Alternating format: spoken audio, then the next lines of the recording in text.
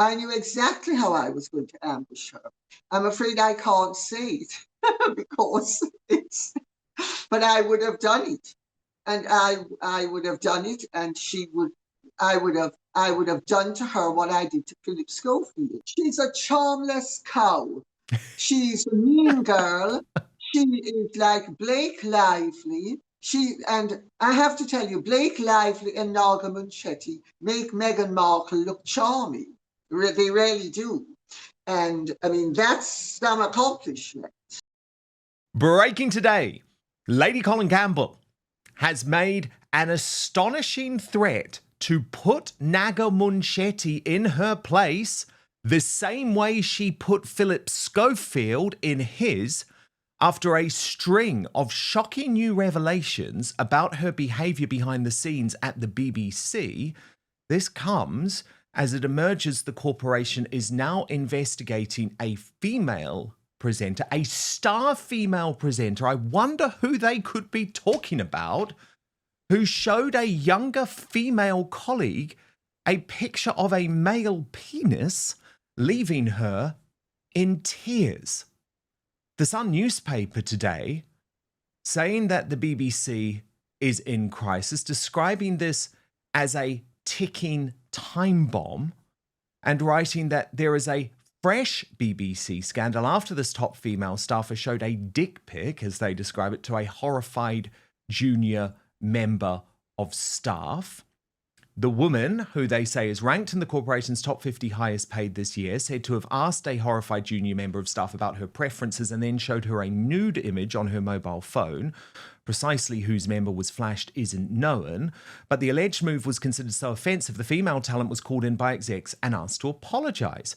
Until recently, the jaw-dropping incident had remained a story whispered only in the halls of BBC HQ. However, the rising outcry over standards at the Beeb following the Hugh Edwards, MasterChef and Strictly scandals means there is no longer room for dirty little secrets. And BBC bosses are all too aware that the Sun knows every little detail of this woman's indiscretions. A source close to the scandal said it's a ticking time bomb in among stablemate. As soon as the name of this woman and details of her bad behaviour are unleashed, it will derail entire departments and mark the first female to be formally swept up into the BBC's wrongdoing roll call.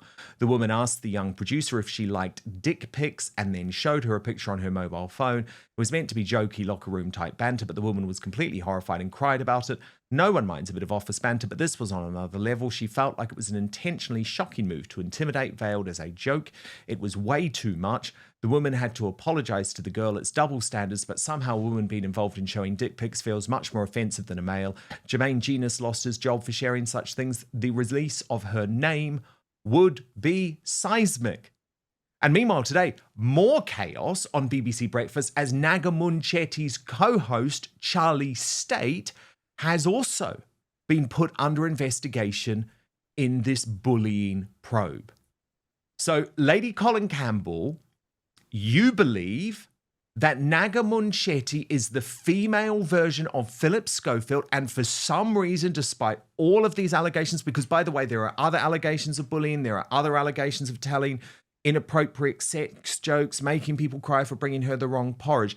For some reason, the BBC seems determined to stand by her. Over to you. Can you believe that more than half of you are watching this video but not subscribed? So please do me a huge favour.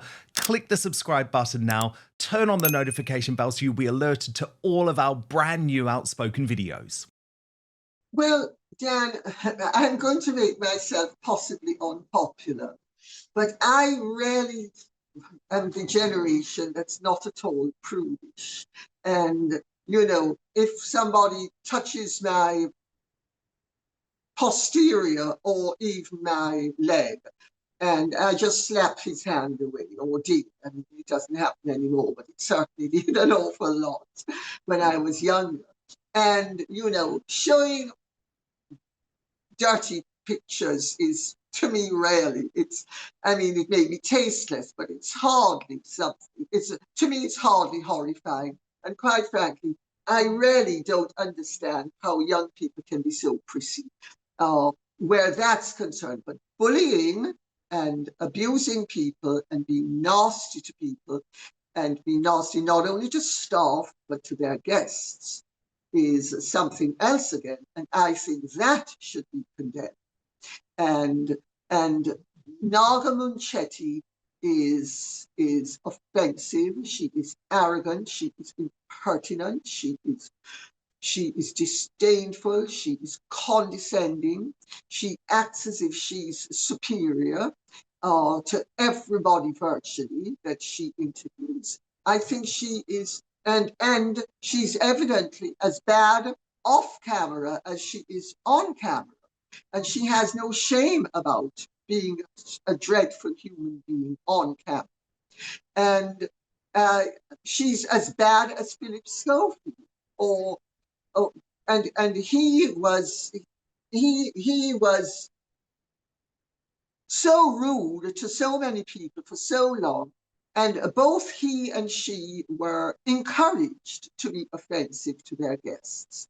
And well, you're a brilliant interviewer, and you've always been a brilliant interviewer. Thank you. From the very first time that you interviewed me on that radio show that you had on whatever on Talk TV.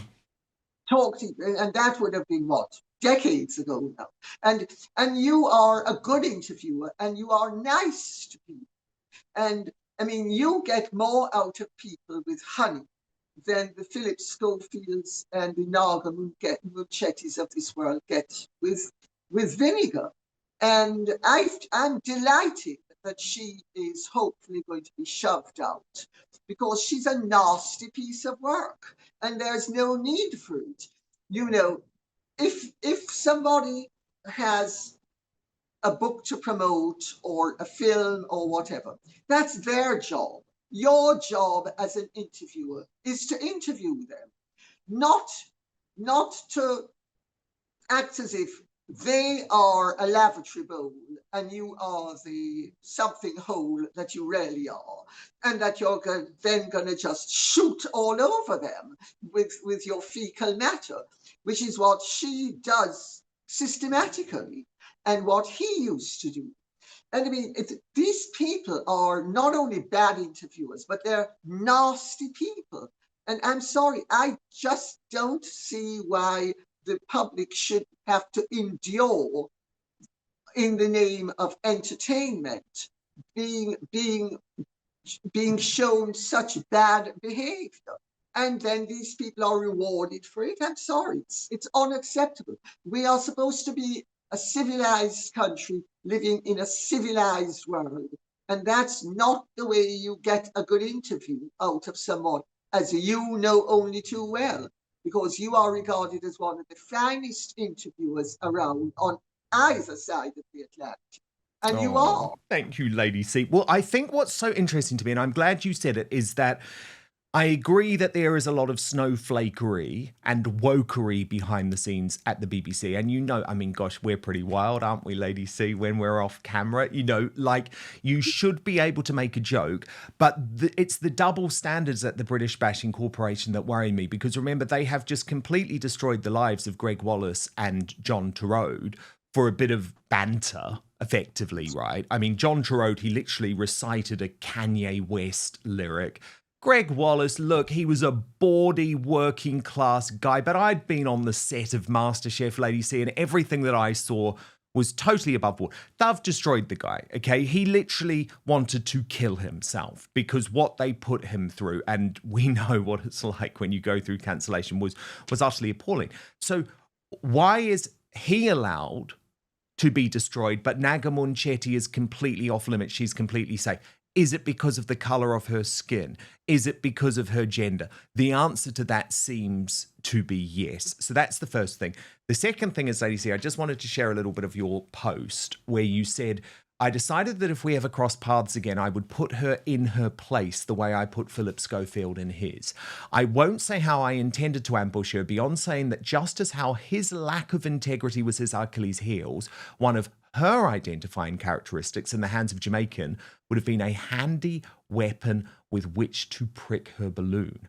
What is it about British interviewers of the likes of Schofield and Munchetty What makes them think they should abuse their guests by being unnecessarily aggressive in the most unseemly manner?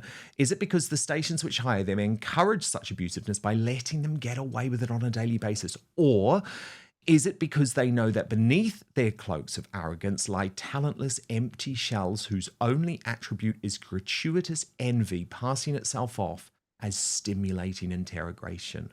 And what about the titans of the industry who reward these creeps with fat salaries? Are they not aware of the ever more declining viewing figures? Do they never wonder why people are turned off by these distasteful presenters and therefore turn them off? These executives condone the flagrant abusiveness, ignoring their responsibilities to their guests, viewers, and staff until their little Hitler's bad behavior results in workplace revolt of one sort or another. Only then is there a reckoning for what has been years of flagrant abusiveness shamelessly exhibited like a badge of honor on the television screens for all to see on a daily basis. Lady C, come on, please, give us a hint. Give us a hint. Were you intending to ambush her on air on BBC Breakfast? But first, you know I never recommend anything unless I truly believe in it. And today I've got something absolutely game-changing for you. Have you ever stopped to think about how crucial comfort is, especially down there? Well, let me tell you, today's Outspoken is proudly sponsored by Sheath Underwear, the revolutionary brand shaking up men's comfort across the globe. And here's what makes it even better. Sheath was founded by a brilliant US Army veteran, Robert Patton, while he was serving in Iraq back in 2007. So that's right, this isn't just an underwear brand. It was designed for the toughest conditions imaginable. Patton was battling relentless heat and discomfort in full combat gear, and he thought there has to be a better way. And there is, because he created it. Let's be honest, traditional underwear just doesn't cut it anymore. Sheath's innovative dual pouch design ensures your comfort all day long, keeping things separate, cool, and fresh. Imagine your essentials being comfortably cradled away from unwanted friction and heat. Trust me, it is a genuinely transformative product. I have tested it at the gym, on long days at work, and I'm telling you, once you've experienced Sheath, there simply is no turning back. They're stylish, they're supported, and they deliver unmatched comfort. It's like upgrading from economy to first class, but for your underwear. So right now, I am offering you a 20% discount. It is exclusive at sheath.com. So 20% off your entire order. All you have to do is use my special promo code Outspoken at checkout. Sheath is the perfect present, by the way, if you're looking for something for your husband, your son, your brother, or hard to buy for mates. But if you are a lady and you end up on the website, you will see there are female versions available too. This is really cool as well. Sheath, did you know, was the first official underwear of the UFC. So you can go to sheath.com or just click on the link below, enter Outspoken on checkout, and then you can thank me later when you're feeling comfortable, confident, and ready to tackle anything your day throws at you. Sheath underwear, redefining comfort one pair at a time. But now, back to the show. Absolutely. If she ever tried it on for size with me, the way she tried it on with so many other people, I knew exactly how I was going to ambush her. I'm afraid I can't say it because but I would have done it. And I would have done it, and I would have done to her what I did to Phillip Schofield. And the beauty of what I would have done with her was that with Phillip Schofield, they knew that I would be able to defend myself. And so they actually managed to talk over when I was saying to him that he had no integrity, although they made sure that the ITV made sure that it posted the exchange. I think it's still on their website. Yes, and you called it out years before anyone else had on his own show. So it was beautiful to watch. I called him out on the grounds of his integrity originally. And then when Holly the Dolly came up with, but what's integrity? Oh, do we know what integrity is? Oh, I'm a little puppy. I don't know anything. I called her out as well. But with Naga Munchetty, it was going to be gorgeous. But it's never happened, and thank God it hadn't happened. But I am now so old and experienced in dealing with these jerks and, quite frankly, creeps, that because when you're younger and people sort of ambush you and they humiliate you and they are very abusive under the guise of being provocative, but they're not provocative, they're being abusive. They get away with it. Well, and also it means that they're bad interviewers, because the good interviewers are provocative, and but they function within positive and civilized boundaries. Joan Rivers was a particularly good female interviewer. Oh, I miss her. No? I Sorry? miss her. Yes, she was wonderful, but she was such a good interviewer. And as you know, Dan, everything is agreed beforehand. All the questions, all the answers. Well, Joan Rivers and Clive Anderson and you never go beyond the remit, while Phillip Schofield and Naga Munchetty will use your answers as the basis for attacking you as a guest. And it's unprofessional and it's unacceptable. And I'll give you a clue. I'm Jamaican, and her name is extremely similar to a real nasty Jamaican insult. And I'll say no more than that. I intended to ask her how it was that she could wear such, how she came to be given such a dreadful name, and B, how she could wear it with such a badge of honor, and C, etc. I would have just decimated her. Oh my God. I wish it had happened. I would have loved to have seen it. Lady C, by the way, there'll be a lot of our American viewers, because you know we love them, who are thinking right now, Naga Munchetty, I've never heard of her. So what I've just done, Lady C, is put together a very brief compilation just so you can see, because I would argue she doesn't even really hide who she is on air. Watch this.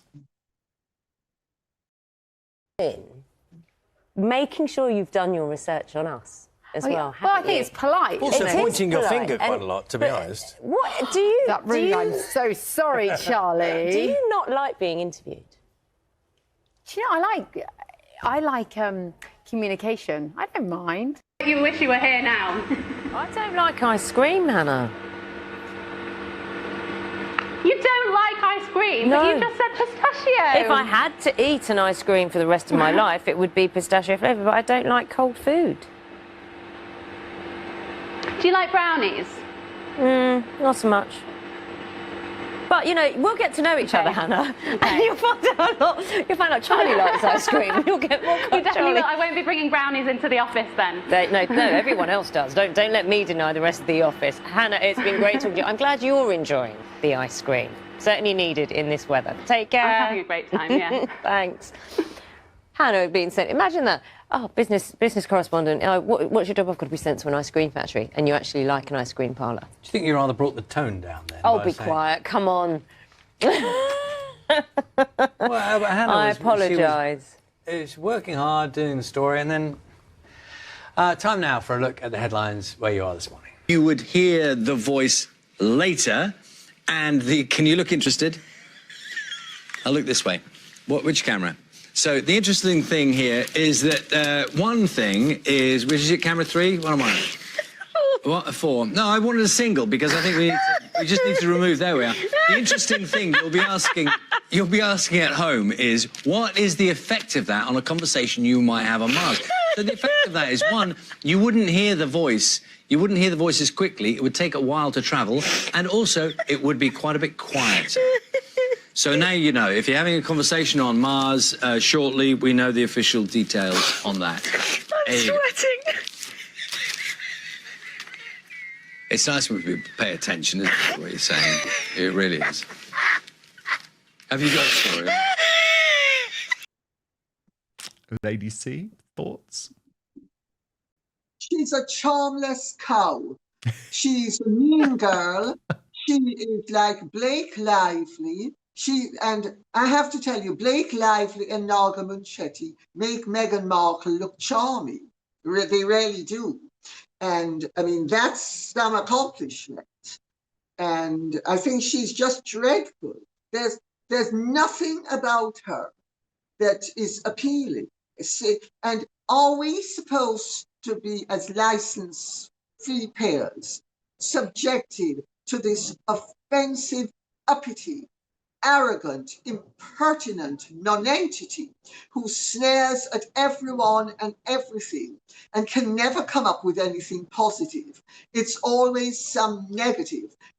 But each message is, look how great and grand I am, and how I'm so much better than all of you. I mean, it's just offensive. Is this the depths to which we as a nation have sunk? I just asked that question for what it's worth.